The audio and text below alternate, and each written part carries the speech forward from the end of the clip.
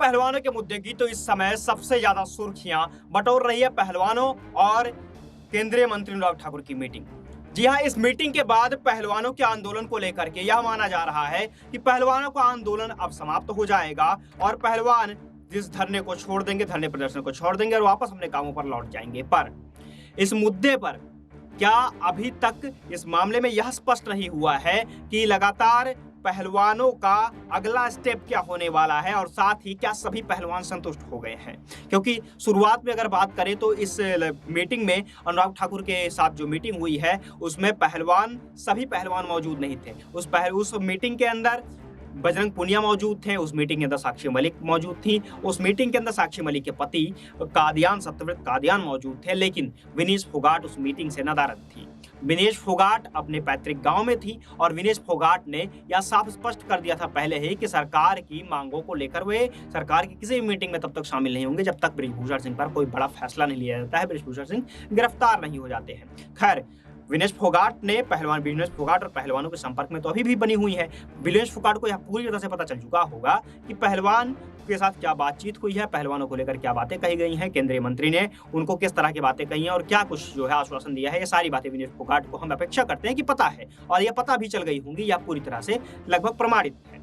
अब बात करें तो विनेश फोगाट ने अभी तक कोई बयान नहीं दिया है, लेकिन इस पूरे आंदोलन का विनेश फोगाट एक बड़ा चेहरा रही है, क्योंकि विनेश फोगाट ने लगातार भावनात्मक रूप से और संगठनात्मक रूप से साथ ही रणनीतियां बनाने में भी विनेश फोगाट की सबसे अहम भूमिका रही है। विनेश फोगाट ने बार बार चीख कर चिल्लाकर कहा है कि हमारे पास हर वो सबूत हैं जो बृजभूषण को यौन शोषण का अपराधी साबित करते हैं। पर इस बारे में जब वो नाबालिग लड़की का बयान जब दर्ज किया गया था 6 लोगों के बयान में, तो नाबालिग लड़की का बयान भी दर्ज किया गया था और उसके साथ भी यौन शोषण की बात कही गई थी, पॉक्सो के एक्ट भी दायर किए गए थे और उसका नाम ना उजागर रखने की शर्त पर भी ये सारी बातें जो है कार्रवाई आगे की ओर बढ़ रही थी। दिल्ली पुलिस ने अब हालिया जांच में किया है, उस नाबालिग लड़की ने अपना बयान वापस ले लिया है और अपने बयान में बदलाव लाया है। तो अब जो है विनेश फोगाट के जो स्टैंड थे, विनेश फोगाट का जो बयान था कि बृजभूषण सिंह शरण सिंह ने महिला पहलवानों के साथ और कोचों के साथ यौन शोषण किया है, उस दावे के ऊपर कहीं ना कहीं वो दावा थोड़ा कमजोर होता हुआ दिखाई पड़ता है। लेकिन पहलवान अब भी मांग पर बने हुए हैं कि बृजभूषण सिंह गिरफ्तार हों तभी यह मामला बने। खैर, अगर हम बात करें मामला जो है पहलवानों की, तो विनेश फोगाट के अलावा बाकी सारे पहलवानों का हिम्मत भी लगभग अब जवाब देता हुआ पता चलता है, ऐसा प्रतीत होता है। क्योंकि लगातार पहलवान आंदोलन करने से जाहिर सी बात है कि थक गए हैं। वो अपने भविष्य को लेकर के कई सारी बातें सोच रहे हैं कि भविष्य उनका अधर में लटका हुआ है। एक तरफ करियर के इस पड़ाव में आकर के जहां पर उनके लिए सबसे अहम होता है कि अपने प्रैक्टिसेस पे ध्यान देना, अपने आगे आने वाली प्रतियोगिताओं के ऊपर ध्यान देना, ऐसे में वे लगातार बैठकर धरना दे रहे हैं और लगभग 6 महीने से अधिक समय से वे धरने पर बैठे हुए हैं। तो क्या आगे चल करके उनके भविष्य को लेकर क्या कुछ होने वाला है? क्या इसके बाद कुश्ती संगठन में उनकी एक बार फिर से वापसी होगी? क्या कुश्ती संगठन में उन्हें संघर्षों का दोबारा सामना नहीं करना पड़ेगा? ये सारे मुद्दे हैं, लेकिन पहलवान विनेश फोगाट ने अभी तक कोई बयान नहीं दिया है। अब यह सबसे बड़ा सवाल उठ रहा है कि बृजभूषण शरण सिंह क्या सच में दोषी हैं? क्योंकि बृजभूषण शरण सिंह के सेक्रेटरी की तरफ से यह बयान आया है कि उन्हें बृजभूषण सिंह को बेकसूर साबित करने के लिए उनके पास हर एक सबूत है जो बृजभूषण को पूरी तरह से बेगुनाह साबित करते हैं। तो अभी भी मामला लेकिन सुर्खियों में अभी इसलिए भी बना हुआ है, बात जो है संशय में इसलिए भी घिरी हुई है क्योंकि बृजभूषण की तरफ से दावा किया। हालांकि बृजभूषण ने तो कोई बयान नहीं दिया, क्योंकि सरकार ने और भाजपा के आला कमान ने उनसे साफ कहा था कि आप कोई भी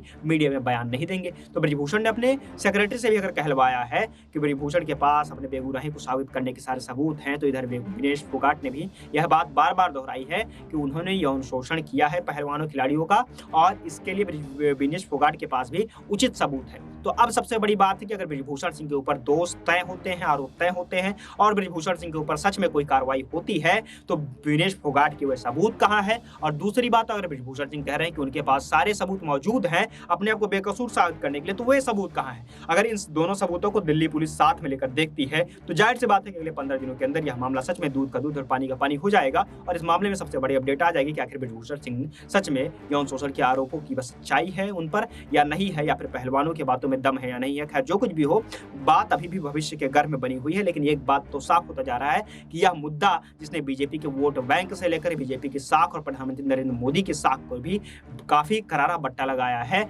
इस मुद्दे को अब बीजेपी जल्द से जल्द खत्म करना चाहती है, इस मुद्दे को सेटल करना चाहती है और यही कारण है कि बीजेपी अब सीधे तौर पर इस मुद्दे को आगे नहीं बढ़ाना चाह रही, क्योंकि आगे आने वाले लोकसभा चुनाव हैं। इसके अलावा कई राज्यों में चुनाव भी होने हैं, जिससे बीजेपी की साख को बहुत बड़ा बट्टा लगने वाला है और खास करके जाट बहुल क्षेत्रों में बीजेपी की साख तो पहले से ही कम होती